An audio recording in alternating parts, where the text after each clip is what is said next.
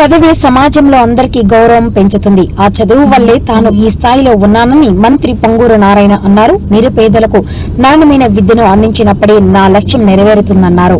పరమేశ్వరి నగర్ ప్రాంతంలో సుమారు 5 ఎకరాల విస్తీర్ణంలో ఏర్పాటు చేయనున్న doctor APJ Abdul Kalam international school కు శంకుస్థాపన కార్యక్రమం మంత్రి పాల్గొన్నారు.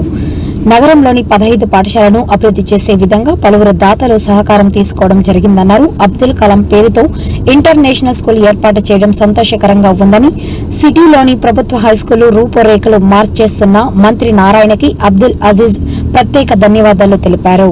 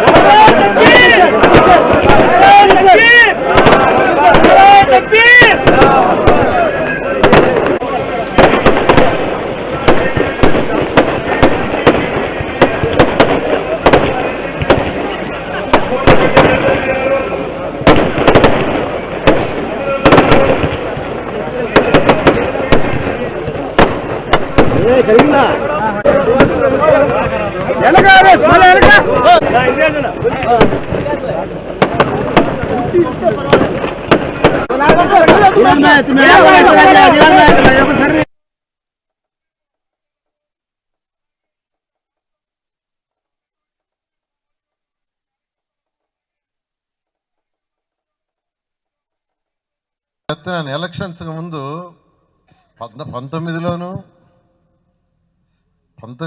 మన 24లోను అనేక మంది చేసిన ప్రచారం ఏంటంటే నారాయణ సార్ చాలా గొప్పవాడు, ఆయనకి పేదరికం తెలియదు, ఆయనకి పేదరికం అంటే ఏందో తెలియదు, చాలా గొప్పవాడు, ఆయన గెలిస్తే ఎవరిని పట్టించుకోడు అనేది ప్రచారం చేశారు.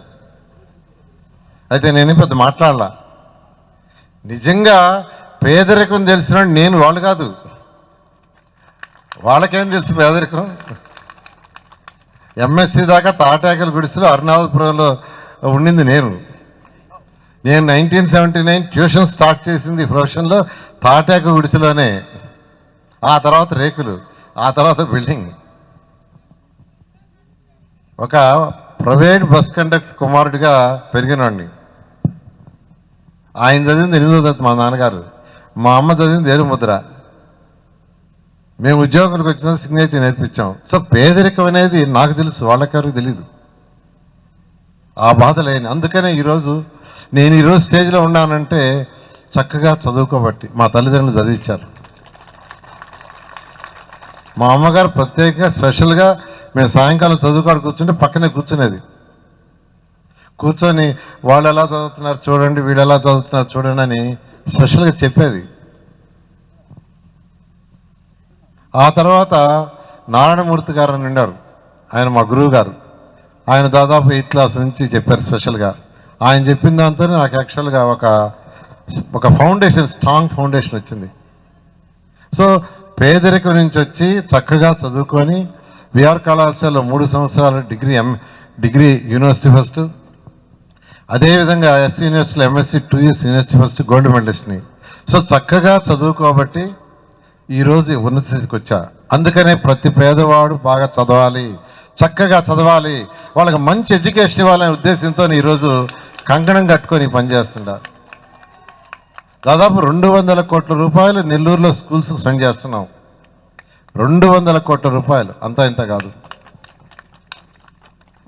అంటే పేదరికం అంటే ఏందో తెలిసిన వాడిని కాబట్టి చేస్తున్నా. ఈరోజు నారాయణ ఇన్స్టిట్యూషన్స్ 30 రాష్ట్రాల్లో ఉన్నాయి. 7 లక్షల మంది విద్యార్థులు చదువుతున్నారు. 50,000 మంది ప్రతి నెల పిఎఫ్ ఈఎస్ఐ కట్టి శాలరీస్ తీసుకుంటున్నారు. చాలా సాటిస్ఫాక్షన్. 50,000 కుటుంబాలకు ఈరోజు నేను మా నారాయణ ఆర్గనైజేషన్ ఆధారమైంది. ఈరోజు మా పిల్లలకు వదిలేసా, చక్కగా వాళ్ళే చేసుకుంటున్నారు. వాళ్ళందరికీ ఒకటే చెప్పా, మీరు నెల్లూరు సిటీలో నన్ను 73,400 ఓట్లతో గెలిపించారు. వాళ్ళ పిల్లలకి చక్కటి చదువు ఇవ్వాలి, నారాయణ స్కూల్స్ కంటే బెటర్ ఎడ్యుకేషన్ ఇవ్వాలంటేనే మా కుమార్తె శరణి ఆ విఆర్ హై స్కూల్ని పర్సనల్గా ఫాలోఅప్ చేసి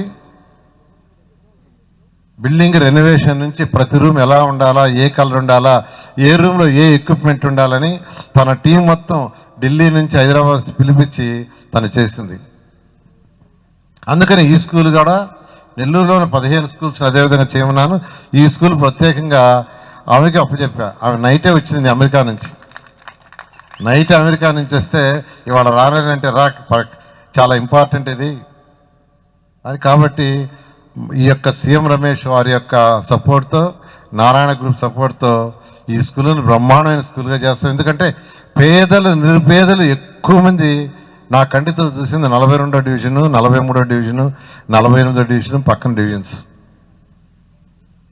కాబట్టి వాళ్ళకి ఏదో ఒకటి చాలా ఉద్దేశంతోనే ఆ రోజు కారులో పోతూ ఈ మధ్య రీసెంట్గా అప్పుడు వర్క్ బోర్డ్ సైట్ ఉందని ఆయన చెప్పడం, వెంటనే పోతాం పచ్చ చూస్తామంటే అక్కడికి రావటం, 5 ఎకరాల సైటు మీరు దీన్ని డీమార్క్ చేయండి, నేను సిఎస్ఆర్ ఫండ్ తెప్పిస్తాను, దీంట్లో మంచి స్కూల్ కట్టండి. వర్క్ బోర్డు తరఫునే ఈ స్కూలు గవర్నమెంట్ టీచర్లు ఇస్తుంది. వర్క్ బోర్డు తరఫునే స్కూల్, వాళ్ళ స్కూలే. ఇక్కడ కట్టే బిల్డింగ్ వాళ్ళ ఆస్తే, ఎవరు ఉండరు. సీఎం రమేష్ ఉండడు, నారాయణ గ్రూప్ వాడు ఉండరు. అవసరం లేదు, ఆయనకి అవసరం లేదు, మా పిల్లలకి అవసరం లేదు. కాబట్టి దీనికి గవర్నమెంట్ టీచర్లు ఇస్తుంది, గవర్నమెంట్ నడిపిస్తుంది. అదేవిధంగా ఆల్రెడీ నేను ఇన్స్ట్రక్షన్ ఇచ్చాను. దీన్ని ఫస్ట్ ఫేజ్, 3 ఫేజులు, first phase, second phase, third phase. First phase construction June 12 కల్లా కంప్లీట్ చేసి జూన్ 12కి అడ్మిషన్ ఇక్కడ స్టార్ట్ చేస్తామని ఈ సభాముఖంగా తెలియజేస్తున్నాను. ఒక స్కూల్ని ఇక్కడ స్థాపించాలి ముస్లిమ్స్ బిడ్డలకని కంకణం కట్టుకున్న మా అందరి ప్రియతమ నాయకులు డాక్టర్ పి పొంగూరు నారాయణ గారికి, అలాగనే మంచితనం, దాతృత్వం, ఒక మంచి హ్యూమన్ బీయింగ్ మన ప్రియతమ నాయకులు ఎంపీ వేమిరెడ్డి ప్రభాకర్ రెడ్డి గారు. అలాగనే ఈ తెలుగు జాతి మొత్తం ఏ దేశంలో ఉన్నా గర్వపడేటటువంటి వ్యక్తి మా సోదరులు మాజీ శాసన మండలి చైర్మన్ చెప్పాలా, మన ముఖ్యమంత్రులు చంద్రబాబు నాయుడు గారు మైనారిటీస్ అంటే అభిమానము, ప్రేమ. ఇమాములకి 10,000, మౌజా 5,000, ఇటువంటి అన్ని మంచి ఆలోచనలతో చేయడం. హాజ్ పిల్గ్రిమ్స్కి 1 lakh, ఇవన్నీ ఆలోచనలు అంటే ఆయనకు ఉండే అభిమానము, మైనారిటీస్ మీద అభిమానము, ప్రేమతో ఇటువంటి కార్యక్రమాలు కూడా మన గవర్నమెంట్ ఈరోజు ఉండే ఆర్థిక పరిస్థితుల్లో ఇటువంటి మైనారిటీస్ని గుర్తుపెట్టుకొని చేయడం చాలా గొప్ప విషయం. మీ అందరు సంతోషం. ఈరోజు అభినందనలు. మంచి స్కూల్ ఇక్కడ కట్టబోతున్నారు. Thank you.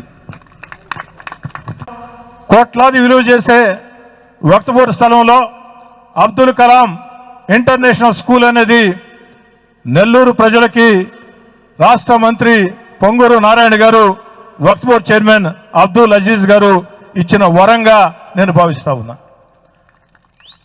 నారాయణ గారు నెల్లూరు నగరానికి శాశ్వత ఎమ్మెల్యే. నారాయణ గారు కుటుంబము శాశ్వత ఎమ్మెల్యే.